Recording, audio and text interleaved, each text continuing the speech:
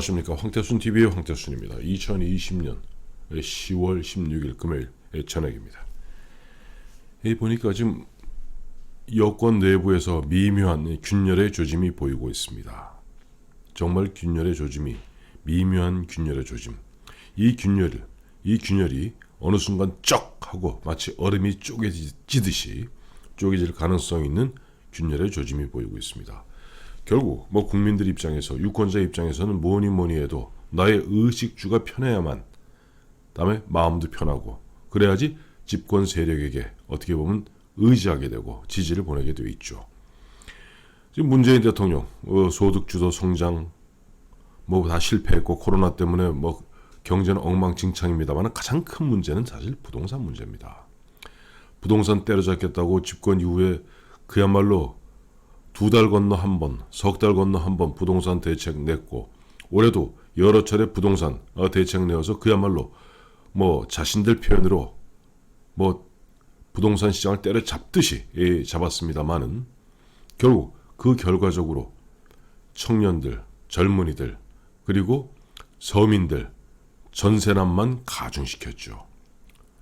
지금 균열의 조짐이 보인다는 것은 문재인 대통령이 수반으로 있는 행정부의 목소리와 이낙연 대표가 끌고 있는 민주당 간의 미묘한 균열, 아주 미묘한, 지금 봐서 아주 미묘합니다만은, 그러나 잠시 후면은 그 미묘한 균열이 큰 틈으로 벌어질 그런 조짐을 보이고 있습니다. 무슨 얘기냐니까, 전세 문제를 놓고 지금 김현미 국토부 장관에 대한 문재인 대통령의 신임은 너무나 두텁습니다. 심지어는 이번에 노영민 실장 후임으로 김현미 국토부 장관을 갖다가 비서실장으로 쓰겠다 하는 이야기가 상당 기간 전부터 공공연하게 나올 정도죠. 김현미 지금 국토부 장관 같은 경우 오늘도 국정감사장에서 이야기하기를, 시장에서의 상승 추세가 꺾여서 우리 부동산 지금 시장에서의 상승 추세가 꺾여서 안정적 상태로 가고 있다. 매매시장, 집을 사고 파는 매매시장은 안정세이나 전세 불안은 좀 송구스럽다. 그리고 어느 정도 전세도 안정적 추세를 차지하는 데는 조금 시간이 걸릴 것 같다. 즉 연말을 지나서 연초까지 좀 봐야 될 것 같다라고 얘기하고 있습니다만, 지금 막상 홍남기 경제부총리조차도 그야말로 전세에서 쫓겨나게 생긴 그럴 정도로 좀 전세는 심각합니다. 여기에 대해서 지금 이낙연 대표가 오늘 비공개 최고위원회를 열어서 부동산 TF를 띄우기로 했습니다. 다음 주에 띄운답니다. 부동산 TF. 전세난 심각, 더 이상 두고 볼 수 없다. 국토부 못 믿겠다. 즉 정부 못 믿겠다. 현장 전문가 중심으로 제대로 된 부동산 TF를 만들겠다. 현장 전문가라는 게 뭐냐니까, 결국 부동산 전문가, 경제 학자를 비롯한 부동산 학과 교수를 비롯한, 또 현실적으로 보면 서울의 굵직굵직한 보면은 부동산 예측 전문가들 있지 않습니까? 그 현장 전문가 중심으로 제대로 된 부동산 TF를 다음 주에 발표하겠다. 그리고 그 TF 팀장으로는 정책의장인 한정희 의원을 갖다 임명해서 이 부동산 문제, 또 전세난 문제는 문재인 대통령이 수반으로 있는 행정부 김현미 장관이 지금 이끌고 있는 국토부 도저히 못 믿겠다. 아니, 대한민국 경제부총리가 전셋집에서 쫓겨날 그 지경에 이를 정도로 엉망진창이라면은 결국 당에서 할 수밖에 없지 않느냐 하는 그런 목소리인 겁니다. 이거는 우리가 늘 봐왔던 그런 모습입니다. 뭐냐니까, 임기 4년차, 이게 바로 레임덕의 한 조짐입니다. 임기 4년차, 3년차, 4년차에서 5년차로 넘어갈 때쯤 되면 차기를 노리고 있는 유력한 당대표라든가 대권 주자들이 나와서 정부를 비판하고 일정 부분 차별화하기 시작합니다. 결국 말은 좋아서 현장 전문가 중심으로 제대로 된 부동산 TF를 만들겠다고 하지만, 그건 뭐냐니까 현재 홍남기 경제부총리나 김현미 국토부 장관 관료들 못 믿겠다는 이야기거든요. 관료들의 그 숫자 노름, 숫자 장난에 정말 믿지 못하겠다. 왜? 실제 현역 의원들 중심으로 현장에 가면 살려달라고 목소리, 절규가 끌어넘치거든요. 그러다 보니까 지금 이낙연 대표 서서히 마음이 급하죠. 서서히 보면은 뭔가 문재인 대통령의 일정 부분 살짝 거리를 두면서 차별화에 들어간 것 같습니다. 지금 이낙연 대표 같은 경우 이번에 뭐 대표된 지 한 두어 달 됐습니다만은 이 양반의 임기는 내년 3월까지입니다. 본인이 대통령 후보에 출마하려면은 대통령 후보를 뽑는 경선에 출마하려면 내년 3월 7일 이전에 당 대표를 그만두어야 됩니다.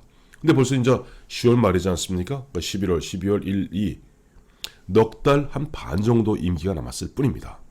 넉 달 반 동안에 무언가 확실한 어떻게 보면 자기의 이미지를 갖다가 굳히지 않고는 자칫 잘못하면 진짜 모든 것이 공면불이 될 수 있습니다.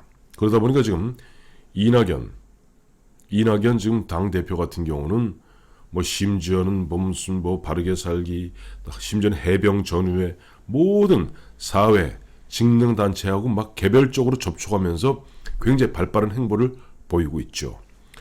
그렇게 보면은 이낙연 씨가 보면 화들짝 놀라서 문재인 대통령, 문재인 정부와 일정 부분 거리를 두면서 차별화에 나설 수밖에 없는 그 구체적 이유는 바로 이재명 씨 때문입니다.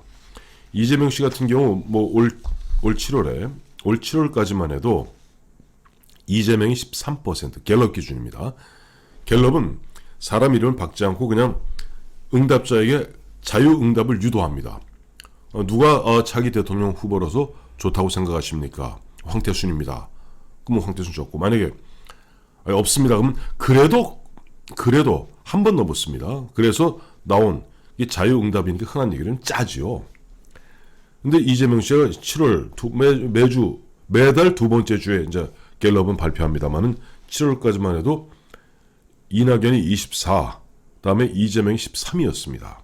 그런데 그 사이에 무슨 일이 벌어졌습니까? 이재명에 대한 대법원의 파기환송 결정이 났습니다.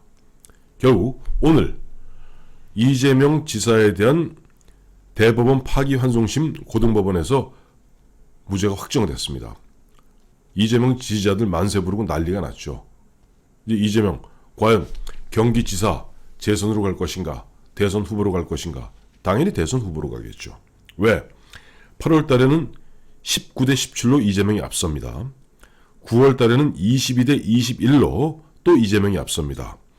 오늘 금요일 발표한 한국갤럽의 여론조사 결과에 따르면 이재명이 1등으로 20, 이낙연이 2등으로 17, 석 달째 지금 이낙연은 이재명한테 뒤져 있습니다. 당 대표가 되고도 지금 계속 밀리고 있는 겁니다. 마음이 급하죠. 3등이 안철수 4, 4등이 윤석열 3, 한때 10%까지 육박했던 윤석열 씨는 3%로 떨어졌고, 홍준표가 2, 원희룡이 1, 그다음에 나머지 1%도 안 되는 사람들 다 합쳐봐야 7%, 무응답이 46입니다. 어쨌든 이낙연 씨 당 대표가 되었습니다만 자칫 잘못하면 빛 좋은 개살구대기 딱 10상입니다. 이재명은 이미 자기가 갖다가 상당히 앞서 나가고, 물론 오차범위 이내이긴 합니다만은 앞서 나가고, 그것도 석 달째 앞서 나가는 겁니다. 앞서 나가지. 지금 보면 흔한 얘기로 지금 문재인 정부에서 여러 가지 각종 악재가 터지고 있습니다. 대표적인 옵티머스 라임 옵티머스 사태. 이것은 자칫 잘못하면 이 정부를 갖다가 밑둥부터 흔들 수 있는 그야말로 권력형 게이트 되고 있습니다. 여기서 꼬리 잘라야죠.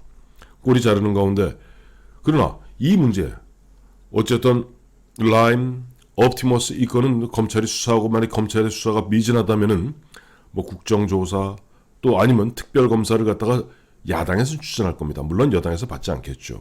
어쨌든 그렇게 저렇게 하면서 어느 정도 방어를 할 수 있다 봅니다만은 근본적으로 자신들의 주 지지 기반이라 할 수 있는 30대 40대가 주 대상이 될 수밖에 없는 전세, 전월세 문제, 또 부동산 대책, 여기에 대한 실패는 바로 정권 심판으로 다가오게 됩니다. 사람이 그래요. 흔한 얘기로 남의 연병이 내 곱불보다 못하다는 말이 있습니다. 그러니까 나와 직접 연관이 없을 때는 뭐 다른 사람이 연병을 앓던 말던 연병 옛날 보면 장티브스죠. 별로 신경 안 씁니다. 하지만 내가 만약 손끝만 좀 아파도 유권자 국민은 바라라 떱니다. 그 의식주, 먹는 문제, 입는 문제, 그러나 보다 근본적으로 사는 문제입니다. 집이 없으면 사람이 어떻게 삽니까? 엄동설한 조만간 겨울은 다가오고 있는데 전월세 이 문제 때문에 지금 많은 국민들이 특히 30대, 40대 서민층들이 정말 분노가 서서히 치솟아오르는데 여전히 지금 문재인 정부 김현미 장관은 한가롭게 이야기하고 있습니다. 시장에서의 상승 추세가 꺾여서 안정적인 상태로 가고 있다.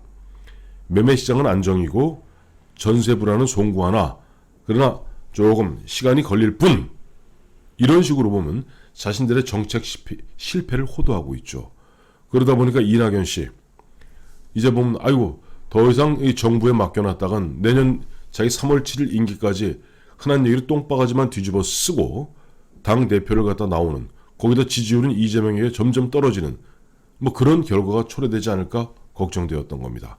그래서 지금 이낙연 전 국무총리, 이낙연 현 민주당 대표는 문재인 정부와 살금살금 차별에 들어간 겁니다. 지금 비록 요만한 틈새이지만은 한 달, 두 달, 석 달, 넉 달 지나고 여기에서 라임 옵티머스에서 또 의외의 돌발 변수가 터지기만 한다면 아마 수박이 쪼개지듯이 얼음이 두 동강 나듯이 쫙 벌어질 그런 조짐이 서서히 싹트고 있는 겁니다.